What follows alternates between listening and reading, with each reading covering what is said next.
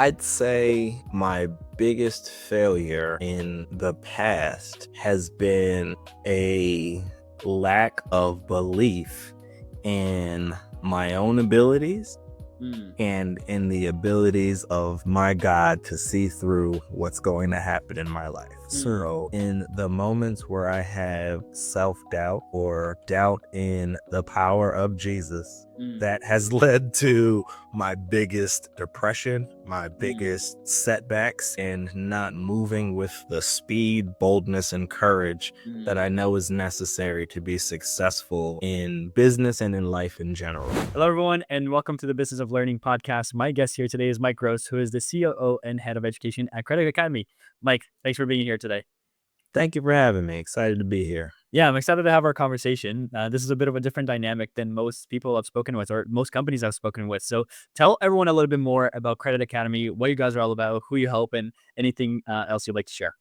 Sure. Credit Academy operates at the intersection of financial education and credit access. For us, it's really all about empowering the next generation and honestly, anyone who hasn't had the experience yet Hmm. with the power of credit. We know that there are a lot of companies out there that focus on financial education, and there's many more that will focus on things like saving and investing. But for us, honestly, if you don't have access to credit, you're missing out on one of the most important tools for financial success and honestly one of the biggest wealth generators in our country as a whole. So, we originally started this company as Kitty Credit. We were creating a chore tracking app to teach kids about credit through their chores and daily activities. Think like the better you do your chores, the better your score, the more rewards you can receive. Hmm. We wanted to create fundamental aha moments well in advance of you ever utilizing credit. Next, we decided and realized that not only did we want to provide this to families, we wanted to provide it to the organizations that were working with families in the first place. So that led us to working with credit unions and other financial institutions like that. We then further expanded and realized while the next generation really needs support, the current generation and past generations Yeah. didn't get that same access either. So we created two new products. The first is the Credit Quest, which is basically like Duolingo for finance. So you go in, you do short burst lessons, you earn points, and then you redeem those points for rewards like gift cards, or if we're working with one of our financial partners, Hmm. anything that works for them. Anything could be like uh points off on your license, on your loan. It could be money into a savings account. They get to Hmm. decide raffle tickets. They decide what the rewards are and Yeah. what they'd like that to be. Beyond that, we're also launching a credit card, a secured card for everyone to be able to have that safe and secure introduction to the world of credit because we know how valuable it can be for anyone who has access. That's interesting. Thank you for sharing that. And I think it's great to highlight. I think in the business world, a lot of people are more aware of what credit does and how it works and everything else. But for someone who might not be the most, they have the most expertise with credit, I think one of the most important things is how the credit is built. What makes your credit score go up, and all these things, which you hear from all over the place. Like, here's how it works. Here's what affects it. Here's what doesn't affect it. So, would you be open with sharing? What do you think are the most important things people should care about or look after when trying to build their credit to become a good credit score? Absolutely. Thank you for asking. That's a really important question. One thing that I need to say in advance of that, it does not matter where you're from, your walk of life. 90 million adults are considered credit challenged in America. And Mm, there's over $1 trillion, trillion with a T, in credit card debt. So it is a huge problem immediately for mhm, everyone across the board. It's a huge issue. The mhm, most important factors when it comes to credit are going to be first and foremost your habits and your spending. The biggest factors that are going to impact your credit score are going to mhm, be your payment history, how consistently you are paying and how regularly you are paying. Every month, if you look at your credit report, you'll see 30, 60, mhm. 90 in any increment of 30, and it'll be either red or green. Yeah. Green means you paid, red means you didn't. If you keep keeping them green, the longer you can keep that green 30, 60, 90, Uh-huh. 120, so on Yeah. and so forth, the better off you're going to be. The next most important is going to be your utilization. So if Mhm, you have a credit card, you are going to be given a limit. Within that limit, you don't want to spend the whole thing. The best thing that you can do is keep that limit below 30%. So if you have been given $1,000 limit, don't spend more than $300 on a regular basis. If you can, honestly, you want to be able to pay that card off every month. The Mhm. best thing that you can do is use your credit as a tool to build further opportunities as Mhm. opposed to the stopgap when you don't have enough money. Not everybody can live that, but again, Yeah. that's the goal that we're trying to push for. You want to be able to have your credit be a tool to advance you Mhm. into the future as opposed to something that's a anchor around your neck every month. Yeah, 100%. And I think it's so key that you highlight that and what you guys are doing with the education on why it's so important because as everybody knows, there's good or not, maybe not everybody, but there's good credit and there's bad credit, right? It's bad credit is the phone spending or the entertainment that doesn't really amount to anything. But the good credit is, hey, I'm borrowing this money for something that will allow me to, as you said in the beginning, create more wealth for myself. And I hope I'm something that not speaking out of turn when I say this, go ahead. but they've just recently announced a partnership between Klarna and DoorDash. So, like, buy now, pay later for food. And I'm so Uh, scared of that. Like, please don't go into yeah, debt for a meal that you're only going to eat in the short term. I mean, no disrespect to Klarna. I mean, no disrespect to DoorDash. But for my true. consumers out there, please be safe when it comes to how Yeah, you are using your credit and make yeah, sure that you're using this wisely for things that will benefit you beyond today. Don't go yeah. buy lobster on a buy now, pay later. That's not the best thing that you can do.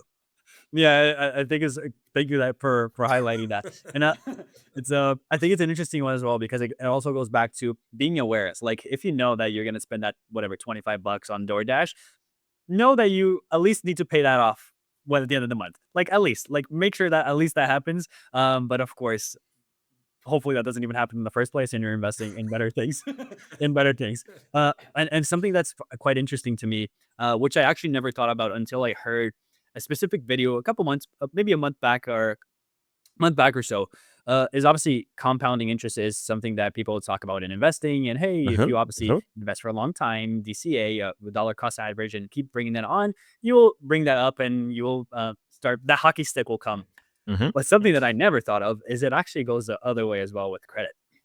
You can have that Wholeheartedly. hockey stick be very, very bad for yourself. And I think the math that I saw is that if you have on an average credit card, if you have about $10,000 in debt, in about 5 years, that could be like 5 to 8 million or something along those lines. So the compounding effect, it goes like the Yeah, other way as it's well. it's Um, it's scary. It's yeah. definitely scary. Now, I'm personally not in any sense holier than thou or someone who hasn't had these issues. Mhm. I can tell you with at this point great pride the fact that at one point fresh out of college, um I ruined my credit. My credit Mm. was in the 400s. So if the limits are 350 or 300 to 850, I was very far down the ladder. If you were anything below 600, then you're considered subprime. Mhm. I barrel rolled way past subprime, but now I am in the 800s, and it Yeah. was from the ability to create positive habits, Mhm. control your spending, and then have the support of people around me that can help and ensure that I am doing the right things with it. So Mhm. it's not to say that it's all impossible. It's not to Yeah. say that if you've ever made mistakes in the past, you're a bad person. It really is, in many instances, circumstances. But Mhm. more than that, it is you controlling your spending. The more you Yeah. can control your spending and control your habits, the better things are going to be for you in the long run. Mhm, yeah, it's awesome that you bring that up because I think a lot of people feel lost and like, especially with business, like, hey, I'll take out this huge loan or whatever it might be to for Yep. this opportunity. The opportunity doesn't work out and like my life is ruined. And it's like, no, it's not really how it works. You can, of course, there's going Yep. to be some work along the way, but it's something that can be relinquished or brought back, right? To if Indeed. you, of course, Always. apply the things that you mentioned here, which is awesome. So thank you for sharing all those things. I wanted to talk about a little bit more obviously there's been quite a journey for you guys at Credit Academy. Some weaves and ups and downs and in changing the stuff based on what we've talked about. So I Yes. wanted to hear from you. What do you think were the biggest challenges as you guys were growing the business, and how do they differ Sure. from the challenges that you have today? So, whenever you're starting a business, you really have well, one, you have to have this like conviction of what it is that you're going to get across. So, and many times it can feel like it has to work this way. Mhm. And if you don't figure out how to pivot, many times the first idea is not really that great. There's a saying like, if you're happy with your first draft, then you waited too long to launch. Like the idea that you just kind of get out there and get moving, knowing that you're going to iterate along the way. When we Mhm. first started, we were absolutely certain that we were Mm. just going to launch this. Every family was going to love it. We were going to be millionaires the next Yeah. week. Like we just knew it was going to work. We realized very quickly that's not the case. That people were not jumping at the bit to be able to sign up with us. What we Mhm. did realize is that we needed to better identify who our primary customer is. For us, our primary customer is financial institutions and the organizations that serve the people that we want to impact the most. We thought going directly to them is going to be the best way for us. We very quickly realized that's a Mm. tremendous marketing spend. That is a tremendous, you really only get one chance to get it right with consumers. So we Mm. really had to figure out who is actually going to be our ICP, our ideal customer profile. Yeah. For us, it then became credit unions. Credit unions specifically because Mhm. 60% of the children of current credit union customers end up banking elsewhere.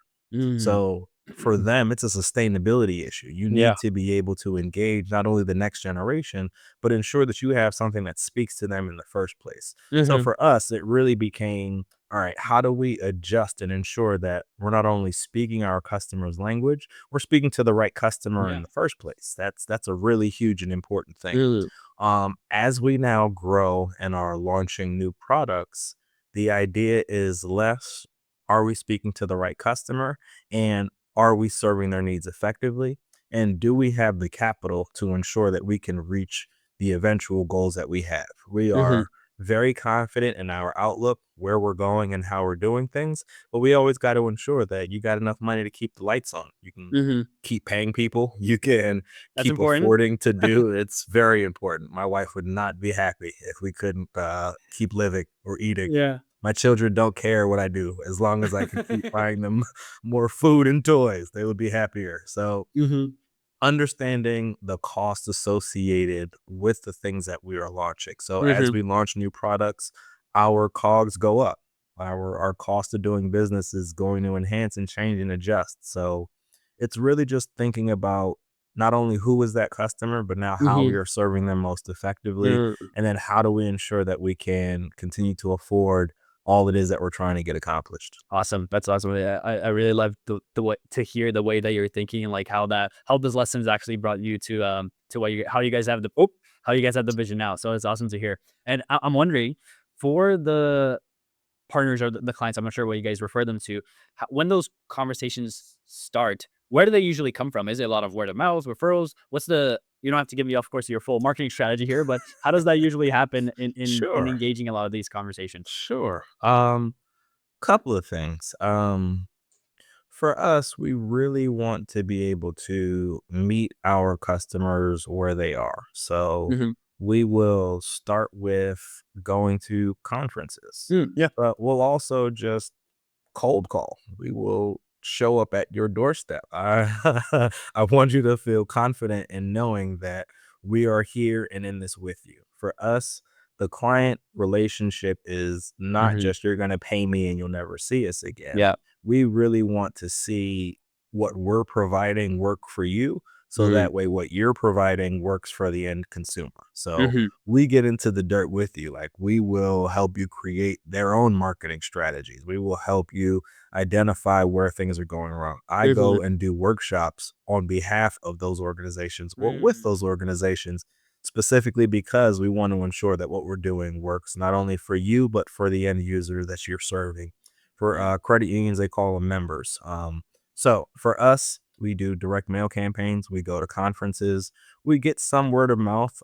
We get mm, more partnerships from referrals. So yep, it's a combination of things, but mhm, the biggest and most important has been our engagement with conferences and mhm, indirect marketing. So we mhm, will do thought leadership. We will Yeah. come on Yeah, stuff podcasts. like this, of course, yeah. We will make sure that people can see us as the expert. And if they can Mhm. see us as the experts, they can see themselves partnering with us Yeah. because they know who we Mhm. are, what we're about, and how we think about Mhm. serving the customers that they're going Yeah. to work How with. important do you think the building that trust then has been or is for creating a lot of these relationships, making sure that you start off on the Oh, it's right foot? huge.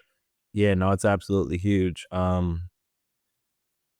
It's It's often thought that, like, AI is gonna replace everyone and everything, but there's still humans involved in all steps of these process, and Mhm. if you can't actually have a conversation with someone, it's gonna be really difficult for you to get them to trust you to give you their money at all times, unless you have, like, a product where there's no need for human Mhm. engagement. There's a definite need for you to be able to build trust, rapport, understanding with Yeah. that customer, so that way you'll stay with you. The one thing that we often think about is not only do I want you to get a contract for the year, but I Mm. want you to renew. I want you to Yeah. be happy. I want you to refer me to other people who this would be valuable for. Mhm. So the trust doesn't just stop when I create the initial conversation or the initial Yeah. connection. Not only do we do this the It's first time, ongoing. it's ongoing. It's a Yeah. consistent draw, and I'm Mhm. constantly trying to ensure that we are doing things of value for you and for Mhm. your end users, for your members, for your Yeah. customers. That's Mhm. really important. Yeah, I think that's so key as well. AI, of course, now probably even like a huge buzzword. Everybody just says it to say it with many things, right? Hey, AI this, Yeah, AI that. Like, yeah, sure, whatever. yeah, And I think there are many good things that can come from it, but there's also the sure. aspects that are never going to be replaced, which is the community, the conversations, the face to face. Even though this is not Exactly. like I can't touch you right now, right? But it's still a face to face conversation. There's Indeed. no way that anyone could ever or any type of AI could be a replacement for the type of interaction because Yeah, let's hope it's not.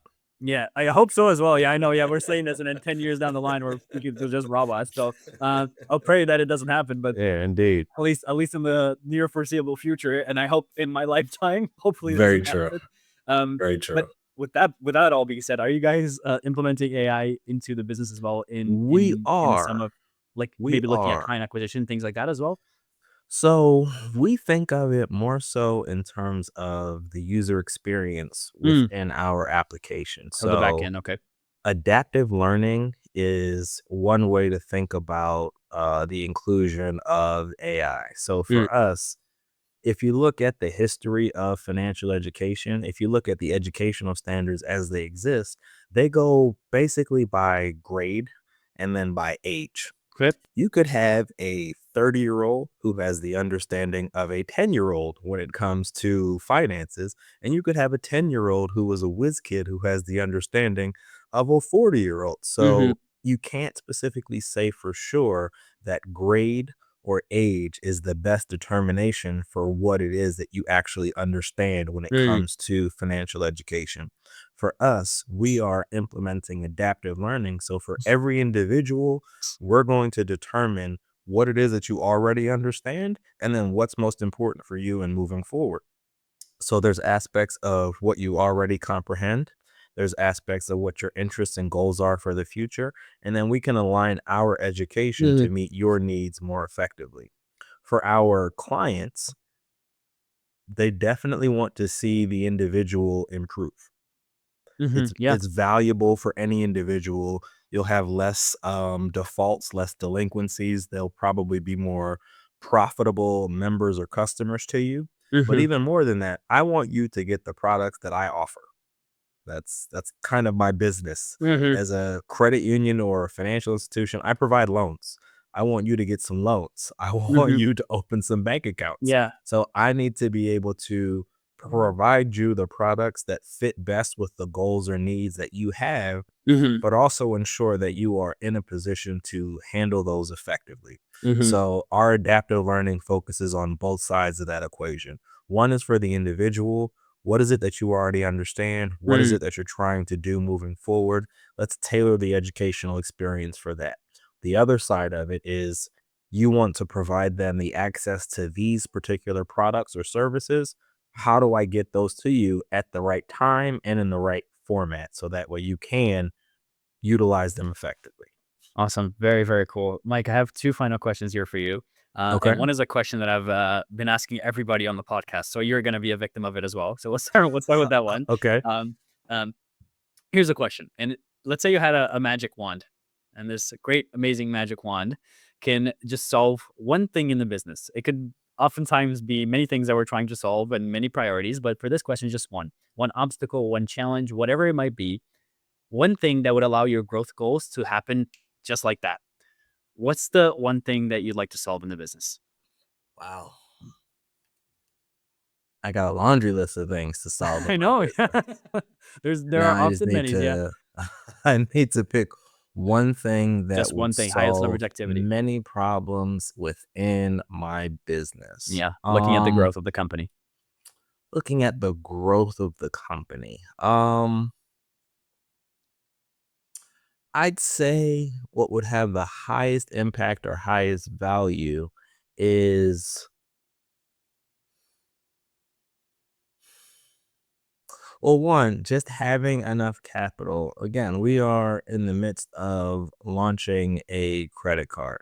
Hmm. Having the right capitalization. We have all the partners, we have everything ready to go.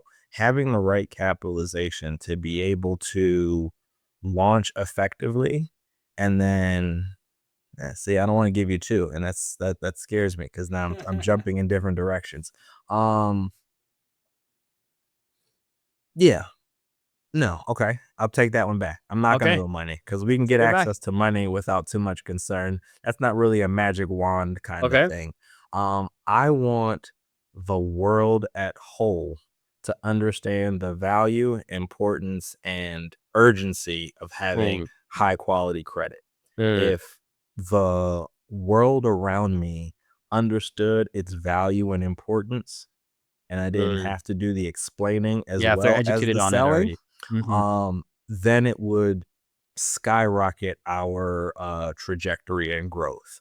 It's Hmm. a nice to do for many people, but in some ways it feels like, well, if I don't have it, I'll just ignore it. And for Hmm. some people, because they've had bad experiences with it in the past, they will just openly say, stay away from it. And they're just hamstringing themselves before they even had the opportunity to Mm. make any real changes in their Yeah, circumstances. So if I could, with my magic wand, make the world understand the value and importance yeah. of credit, that would Hmm. be huge. Awesome. So then they make an informed decision as opposed to an uninformed one. Awesome. I like Yeah. that answer. And And it's then, me or not me. That's okay. yeah, as long as they do something good. It's Hopefully it's you. preferably me, but if not me, then I will accept it just the same. Oh, good. Oh, good. Yeah, I like that answer. And final question that I have here for you, Mike. It's actually not a question from me. It's a question from my last guest to you, and they had no idea who you were. Okay. It's a bit of a deep one. Are you ready for this question? I hope so. Here it is. What is your biggest failure, and how did that lead to success? Hmm. Now, this is a very open-ended question. This Yes, it is. is personally or professionally. We're sticking to my Whatever your heart professional desires. success. Whatever my heart desires. Wow. Yeah. I'd say my biggest failure in the past has been a lack of belief in my own abilities Mm, and in the abilities of my God to see through what's going to happen in my life. mm, So, in the moments where I have self doubt or doubt in the power of Jesus, mm, that has led to my biggest depression, my mm, biggest setbacks, and not moving with the speed, boldness, and courage that mm. I know is necessary to be successful in business and in life in general. And what was the second part of that question? And how did that become success? How did that become success? Yeah. It's often just the reminder. There's a specific book in the Bible, the book of Micah, that talks about like I Mhm, will bring back what's been taken away. So there's mhm, the understanding that time is not lost, that I did mm, not it's not over. It's not Yeah. the end. And what has been lost can be regained. Not only can it be regained, it will be gained in greater Yeah. abundance thereafter. So Mhm. the understanding that I am not a complete failure. My depression would tell me otherwise, but understanding that I am Yeah. not alone in this and that there is success to be had. Mm. And I just have to live confidently, boldly, and with the understanding that my God got this under control. Hmm, that's awesome. I love to hear that, and I think it's something that's, I think faith has something that people get locked away, but I really like that you brought that up. It's, the ask knock and the door shall be answered, ask and you shall receive. So it's, I really, really, really like that answer. So thank you for sharing that, Mike. I really appreciate you. Absolutely. Man, this has been Absolutely. such an incredible conversation. I appreciate you, of course, being on. Where should people go if they want to learn a little bit more about you, but, of course, more about Credit Academy? So I am Mike Gross online on any platform you could find. You'll most often find us on LinkedIn or Instagram. And then Credit Academy is credit with a K. I assume you'll drop a logo or Yes, I something in will. here Everything will be here. Yeah. somewhere. So, Yeah. Credit Academy, again, LinkedIn, Instagram, or anywhere else you could find us online. We are always excited to have more conversations with folk, whether it is personally or professionally, whether you are a potential client or otherwise. We are Mhm. excited to be able to engage with you and help everybody understand again with what my magic wand could do, the power and value of credit and what Yeah. it can do in your own life. 100%. Mike, thank you so much for your time. And of course, Thank as you said, you. I'll leave everything down here below. And for everybody else listening, I will see you on the next episode. Take care. Thank you, Mike.